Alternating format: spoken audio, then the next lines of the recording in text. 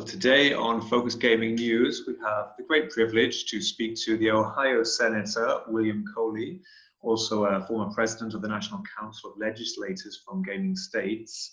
Senator Coley, thank you for joining us. Welcome. Glad to be here. How are things there in Ohio at the moment? Just struggling with the boredom that is coronavirus. Nothing like a good worldwide pandemic to get everybody to just stay at home. Just to start then, obviously we've been observing the developments in gaming legislation, particularly sports betting legislation across the US with quite some attention.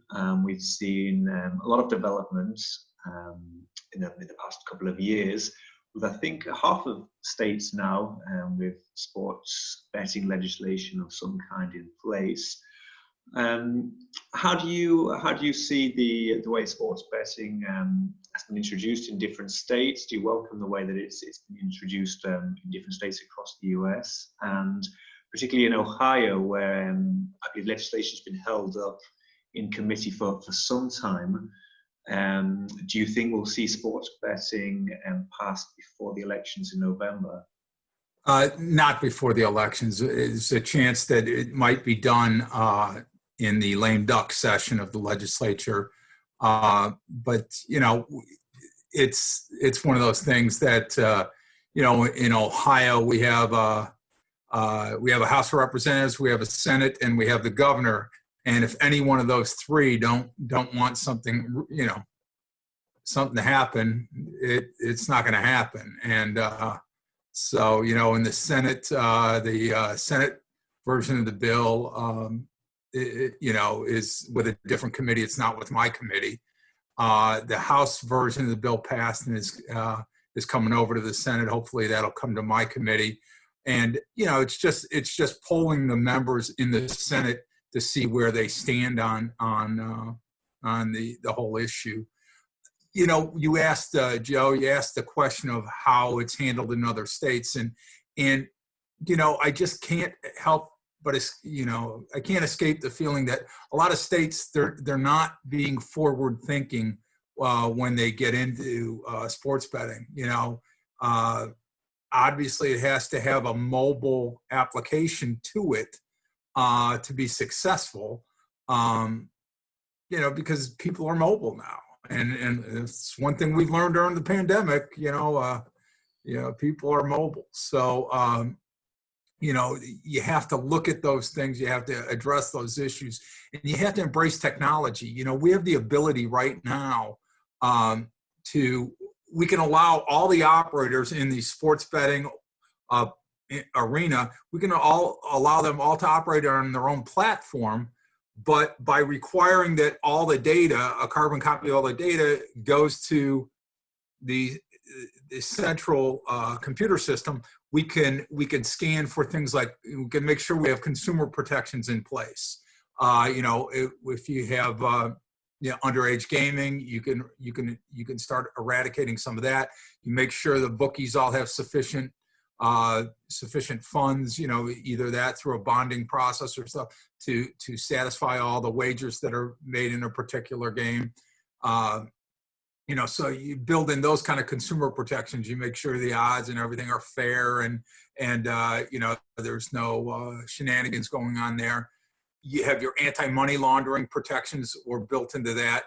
I always like to say, if you bet $500,000 on one team to win the big game, and then you go to another bookie and bet $500,000 on the other team, you're not gambling, you're money laundering.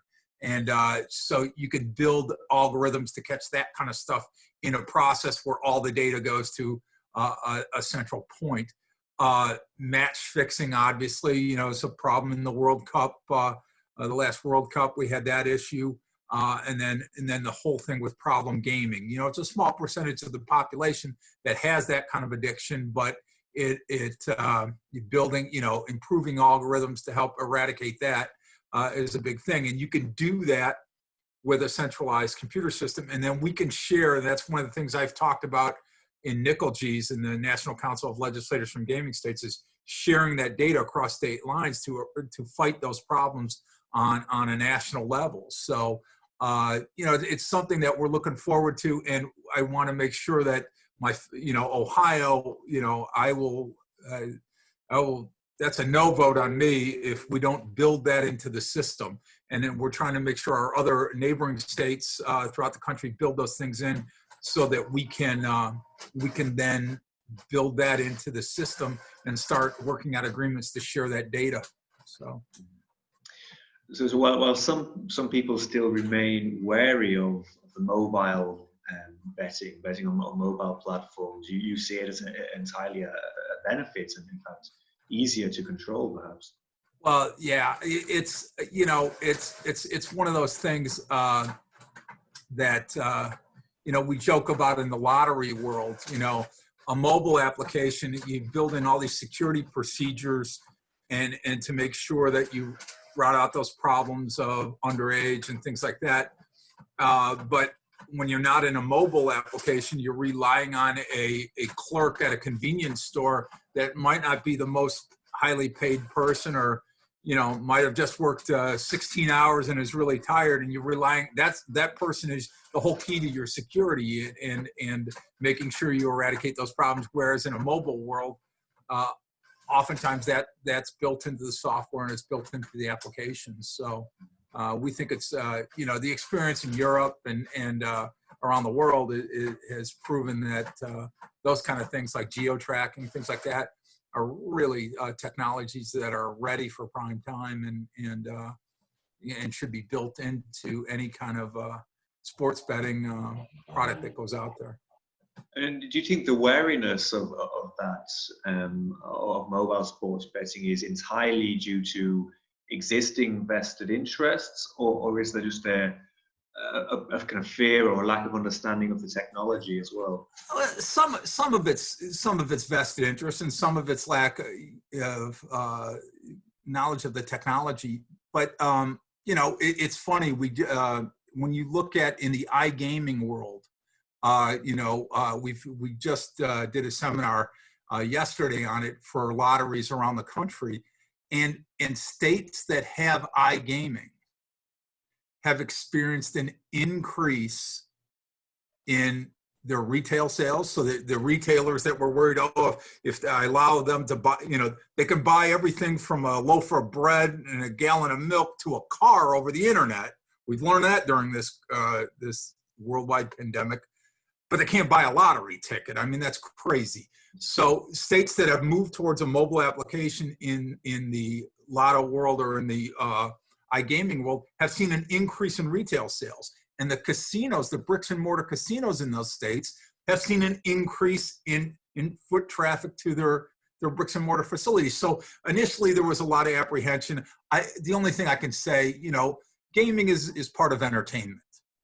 And 100 years ago, when this newfangled thing called movies came out, everybody was sure that theater was going to die, and no one would go to the theater anymore because they can just watch a movie. And as we've learned around the world, theater is doing really well, and so is, before the coronavirus, so was the movie industry. So we'll work through those things and just really we got to just educate the public on that and build those things into it. But Joe, one of the problems is, these same people that are, oh no, you can't have gaming. When you say, well, we're going to enforce the law, which is something that we don't do in gaming. I was down in Brazil a couple of years ago, and I remember one of the members of the House of Deputies asked me, he said, we don't want gambling in Brazil and stuff. Yeah, and anybody who knows Brazil just laughs at that. But he was going off on, we don't want all the social ills and the problems.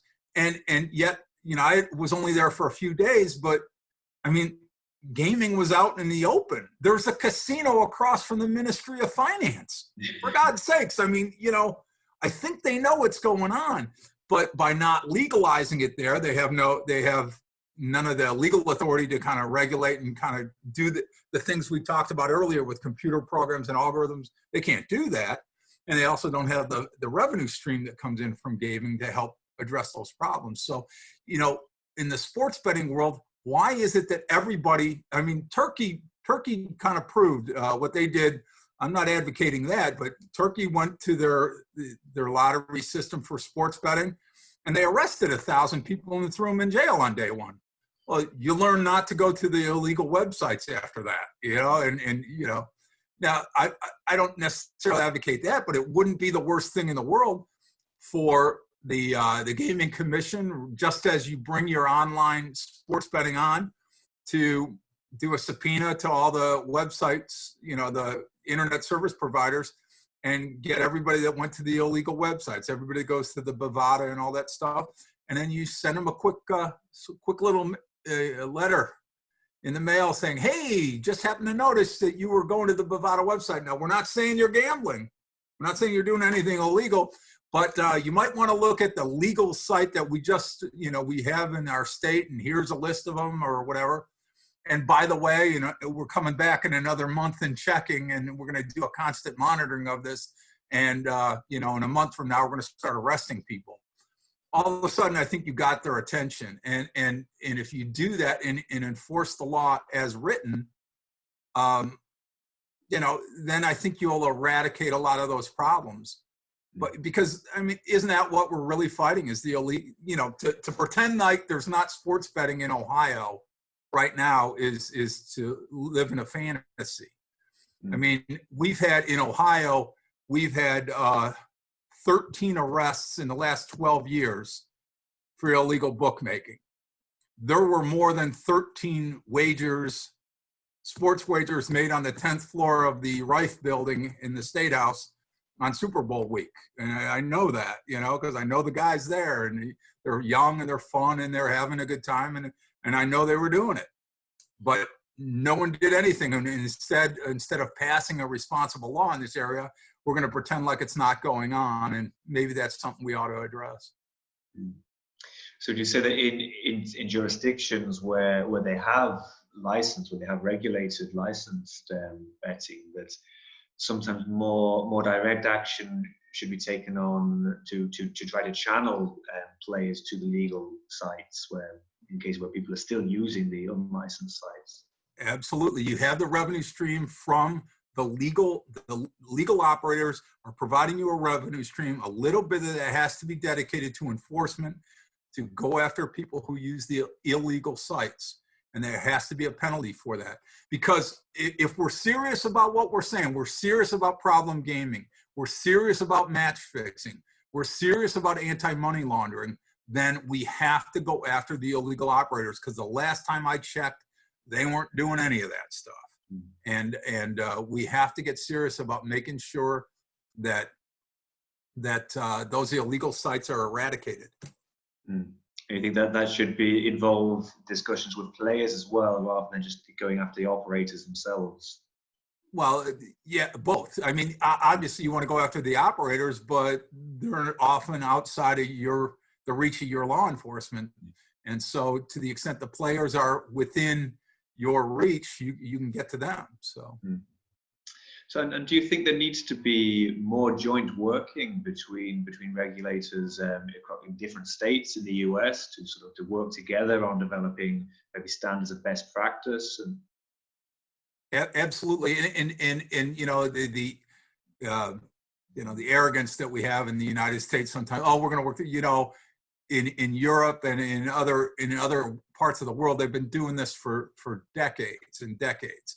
And they have learned so much. And that's why I enjoy going to the ICE conference every year in London.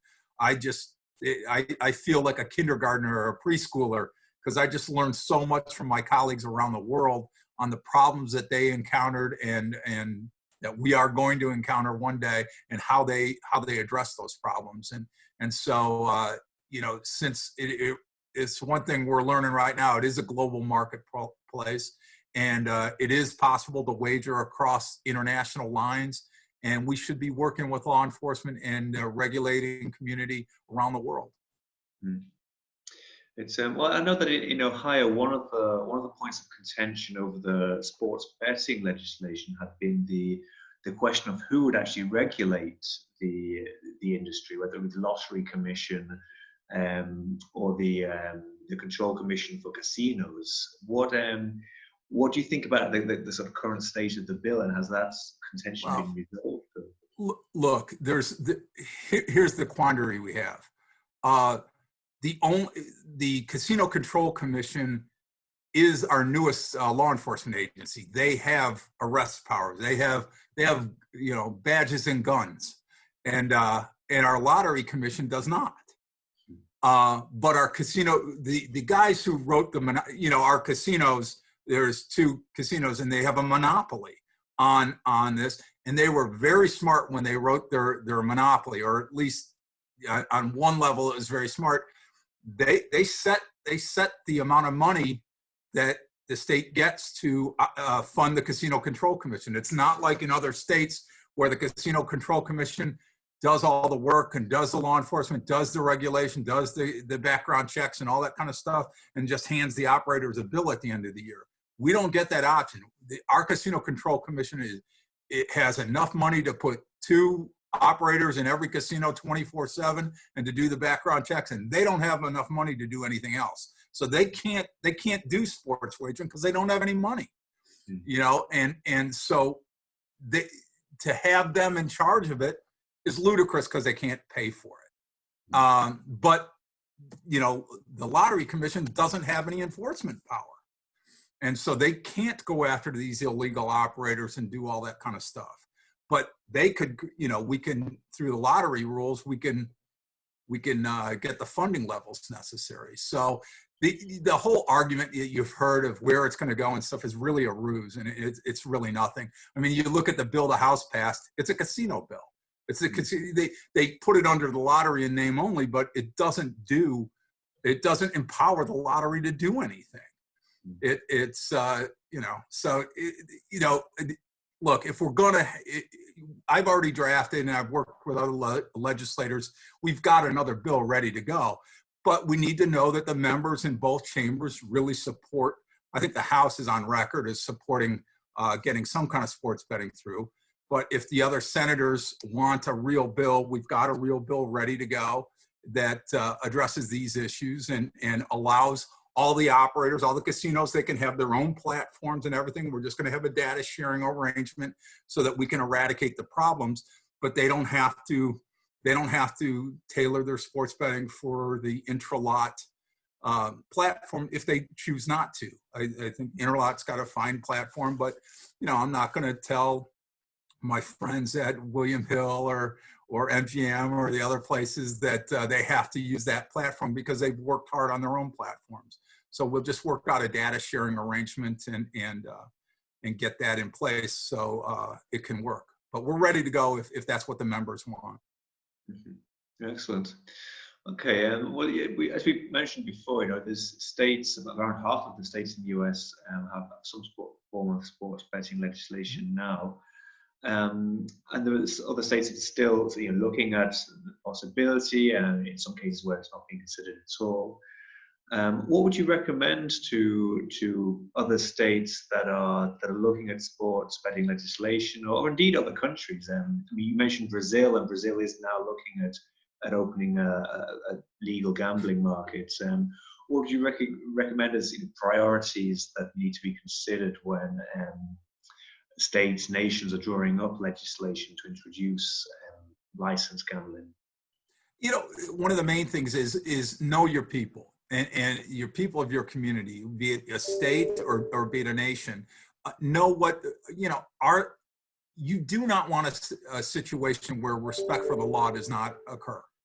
And if everybody is already gambling, then you're not enforcing the law, and you're developing in your culture a disrespect for the rule of law, and that's a very dangerous thing. We're seeing that now around the world on in some unrest in our country here and around the world on other issues, and you want knows what the rules of the game are and agrees to live by the rules of the game. So if your country, like I said in Brazil, I think it's very smart for Brazil to look at it because gaming is a very big part of Brazilian life. At least it appeared to me in the time I was there. People have fun. They have fun engaging in that activity and that kind of stuff. And great. Well, then you need to make sure, if you're a leader, you respect that, and you set a procedure that that allows them to do that in a fashion that doesn't allow the cheats out there. It minimizes all the problems, the consumer protection, anti-money laundering, match fixing, and problem gaming issues that we always talk about. And you want to make sure that's in place, and you use some of the tax collection that you use for vigorous law enforcement to shut down the illegal operators.